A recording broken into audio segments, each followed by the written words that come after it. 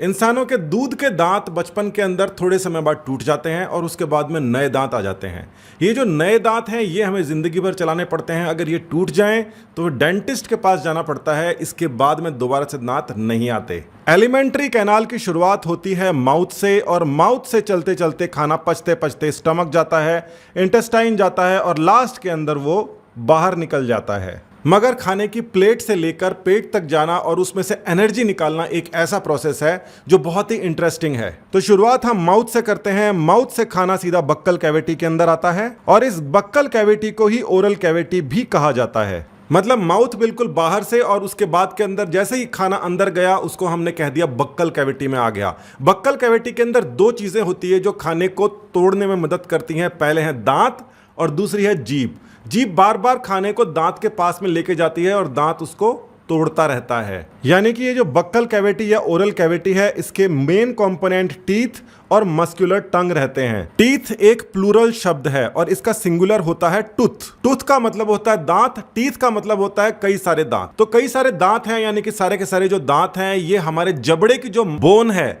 उस बोन के अंदर अच्छी भली प्रकार से उसके अंदर एम्बेडेड रहते हैं ताकि वो हिले नहीं और जो खाना है जितना ज्यादा से ज्यादा पक्का खाना है उसको भी वो तोड़ तोड़ के काट काट के छोटे टुकड़ों के अंदर कर दे ताकि उसको हम निगल सकें। मतलब हमारे सभी के सभी दांत हैं वो हमारी जॉ बोन के अंदर एम्बेडेड रहते हैं और जॉ बोन यानी कि हमारे जबड़े की बोन के अंदर जो दांत हैं इस प्रकार के अरेंजमेंट को हम थीकोडोंट कहते हैं। तो ये जो टर्म है थीकोडोंट ये तभी काम में ली जाती है जब जबड़े के अंदर दांत सीधे तौर पर अटैच्ड हो माउथ वाले। हर किसी जानवर में इसी प्रकार का अरेंजमेंट नहीं रहता, अलग अलग ऑर्गेनिज्म में अलग प्रकार के अरेंजमेंट होते हैं। मगर ह्यूमन बींग्स के अंदर जो अरेंजमेंट होता है उसको हम बोलते हैं थीकोडोंट। तो इंसानों के अंदर ये जो थीकोडोंट टाइप का अरेंजमेंट पाया जाता है और ये जो दांत है ये भी जिंदगी में दो बार आते हैं। बचपन के अंदर जो पहली बार आते हैं दूध के दांत जिसको हम कहते हैं उसे हम टेम्पररी टीथ या डेसिडुअस टीथ कहते हैं और बाद में जब वो टूट जाते हैं दूसरे दांत आते हैं वो परमानेंट टीथ या फिर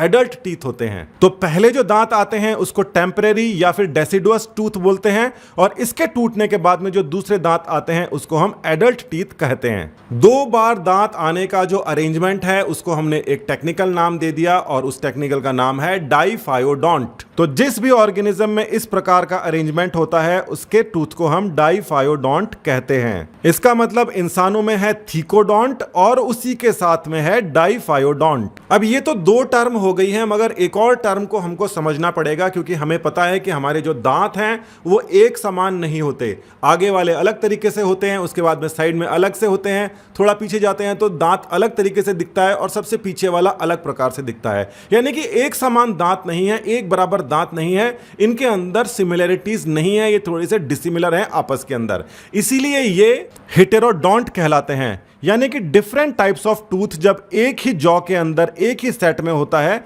उसको हम हेटेरोडोंट कहते हैं। तो इंसान के अंदर कितने दांत होते हैं? बचपन में कुछ होते हैं, उसके बाद में कुछ और होते हैं, मगर टोटल कुल मिला के कितने दांत आते हैं इंसान में? वो आते हैं 32। तो इंसानों के अंदर 4 अलग प्रकार के दांत होते हैं और टोटल मिला के 32 कहलाते हैं और इस अरेंजमेंट को हेटेरोडोंट डेंटिशन कहते हैं। मैंने हेटेरोडोंट के साथ में डेंटिशन का भी नाम लिया है। डेंटिशन का मतलब दांतों का अरेंजमेंट। अब ये जो 4 डिफरेंट टाइप के दांत हमारे होते हैं उनके नाम होते हैं इंसिजर्स, कैनाइंस, प्रीमोलर और मोलर। तो सामने के 4 दांत ऊपर वाले और नीचे वाले इंसिजर्स कहलाते हैं। इसके बाद में 2 ऊपर और 2 नीचे बिल्कुल नुकीले दांत होते हैं, इनको कैनाइंस कहते हैं।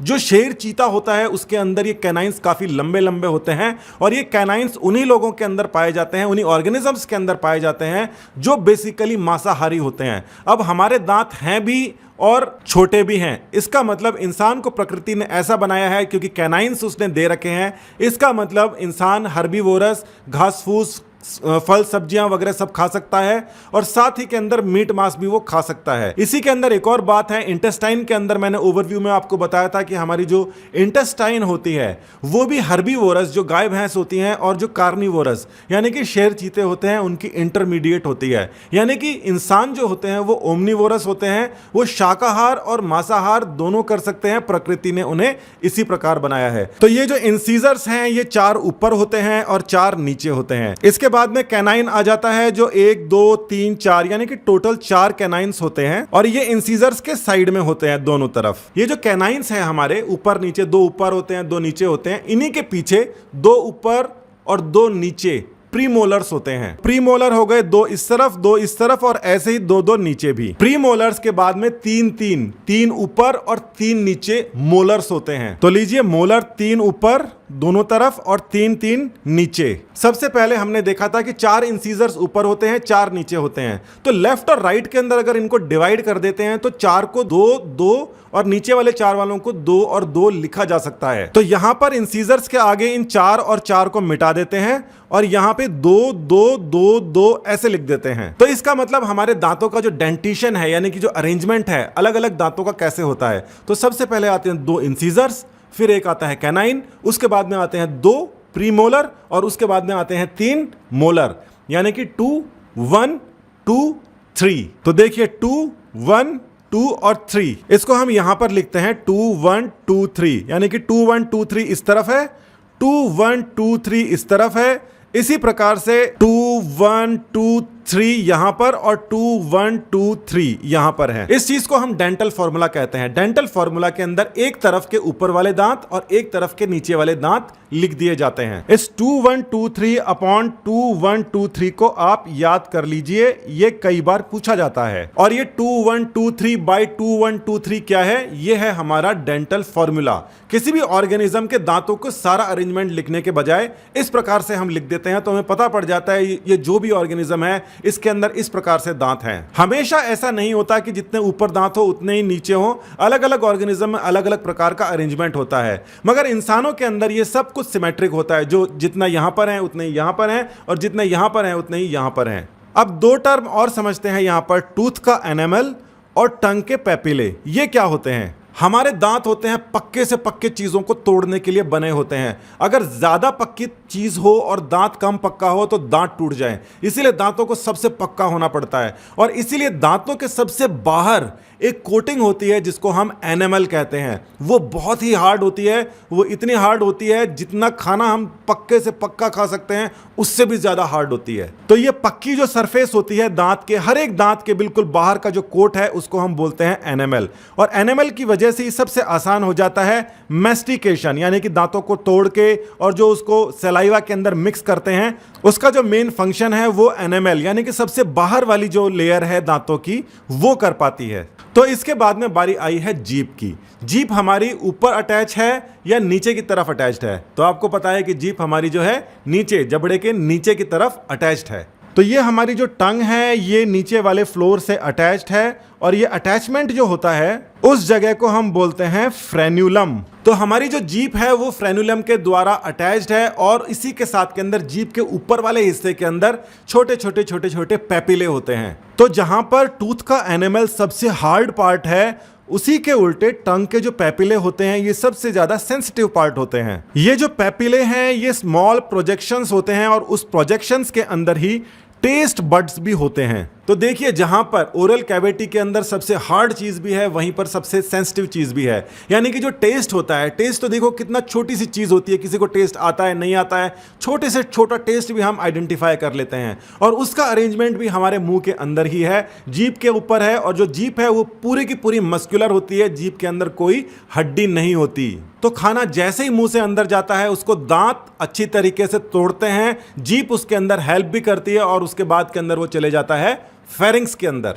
माउथ से जो खाना फेरिंग्स के अंदर आता है, इस फेरिंग्स के बारे में भी आप समझ लीजिए कि जो एयर है यानी कि जो सांस आ रही है और साथ ही के अंदर ये जो फूड आ रहा है, इसका ये कॉमन पैसेज है। फेरिंग्स से जो ये फूड वाला पोर्शन है ये जाता है ईसोफेगस के अंदर, वहीं पर ये जो एयर है ये चली जाती है ट्रैकिया के अंदर। तो इसका मतलब हमारे जो गले वाला जो ऊपर वाला पार्ट है, जो आ करते हैं तो हमें दिखाई भी देता है, यहाँ पे सांस और जो खाने वाला जो पोर्शन है एक ही जगह जाता है इस फेरिंग्स के अंदर, और यहाँ से जो सांस है वो चली जाती है ट्रैकिया में और जो खाना है वो चले जाता है ईसोफेगस में। अब ये जो एयर और फूड है ये एक ही जगह जा रही हैं, आपस के अंदर मिक्स ना हो जाए, इसीलिए ईसोफेगस और ट्रैकिया के बीच के अंदर एक स्पेशल अरेंजमेंट होता है। उस अरेंजमेंट का नाम होता है एपिग्लोटिस। ये एपिग्लोटिस जो होता है ये कार्टिलेज का बना हुआ होता है, इसीलिए इसको कार्टिलेजिनियस फ्लैप कहते हैं। तो ऊपर से जो एयर आ रही है वो ट्रैकिया में जाती है, यहां पर नहीं जाती। उसी प्रकार से जब हम निगल रहे होते हैं कोई चीज,